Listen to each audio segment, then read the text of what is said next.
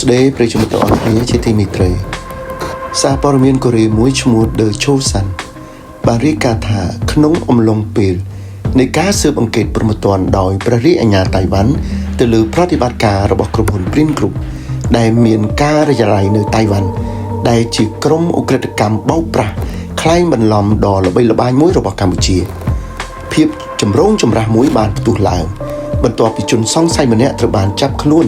ប៉ុន្តែបែរជាញញឹមយ៉ាងរីករាយយោងតាមទីភ្នាក់ងារសារព័ត៌មានកណ្ដាលតៃវ៉ាន់ CNA និង Free Time នៅថ្ងៃទី7វិច្ឆិកានេះ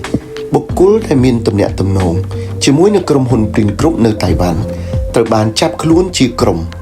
ដោយព្រះរាជអាជ្ញានៅថ្ងៃទី4ប៉ុន្តែអ្នកខ្លះត្រូវបានដោះលែងឲ្យនៅក្រៅឃុំក្នុងចំណោមបុគ្គលទាំង9នាក់ដែលត្រូវបានដោះលែងឲ្យនៅក្រៅឃុំលោកស្រីលីឈុនវៃដែលជាលេខាធិការរបស់លោកលីទៀនអានប្រធានផ្នែកហិរញ្ញវត្ថុ CFO និងជាជំនួយការដ៏ជិតស្និទ្ធរបស់លោកឈិនស៊ីប្រធានក្រុមហ៊ុន Prin Group ត្រូវបានដោះលែង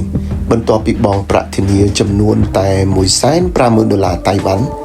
គឺប្រហែលនឹង$700,000វ៉ុនកូរ៉េលោកស្រីលីឈុនវៃដែលពាក់អាវរលុងបង្ហាញដើមទ្រូងហាក់ដូចជាមានអារម្មណ៍ធូរស្រាលហើយញញឹមញញែមពេលនាងចាកចេញពីការិយាល័យរបស់ព្រះរាជអាជ្ញាអ្នកប្រើប្រាស់អ៊ីនធឺណិតបានផ្ទុះកំហឹងរិះគន់លោកស្រីលីដោយហាក់ដូចជាគ្មានការសោកស្ដាយដោយថាប្រាក់ធានារបស់នាងមានត្រឹមតែ$70,000វ៉ុនកូរ៉េប៉ុណ្ណោះប្រតិកម្មតើមានគ្រួសារប៉ុន្មានត្រូវបានបំផ្លាញប៉ុន្តែនាងញញឹមបែបនេះអាចមានផលប៉ះពាល់អវិជ្ជមានយ៉ាងខ្លាំងដល់សង្គមរដ្ឋាភិបាលចក្រភពអង់គ្លេសក៏បានដាក់ទណ្ឌកម្មក្រុមហ៊ុន Prin Group របស់លោកឈិនស៊ីដោយបង្កកទ្រព្យសម្បត្តិរួមទាំងវិមានតម្លៃ12លានផោននៅក្នុងទីក្រុងឡុងអគារការិយាល័យ100លានផោននិងអាផាតមិនចំនួន17ការស៊ើបអង្កេតព្រហ្មទណ្ឌមួយត្រូវបានធ្វើឡើងលើក្រុមហ៊ុនពាក់ព័ន្ធចំនួន12រួមថែមទៀតមានទាំងទៀន NC ដែលមានកា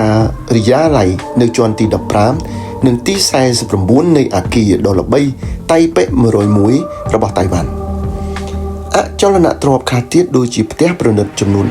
11ដែលបានទិញដោយប្រើប្រាស់ក្រុមហ៊ុនមួយដែលបង្កើតឡើងដោយក្រោមផ្លាកក្រុមហ៊ុន Prin Group នៅតៃវ៉ាន់បន្ទាប់ពីសហរដ្ឋអាមេរិកបានប្រកាសពីទណ្ឌកម្មជនសង្ស័យទាំងនោះបានព្យាយាមផ្ទេរកម្មសិទ្ធិយានយន្តលំដាប់ខ្ពស់ដូចជា Rolls-Royce, Ferrari,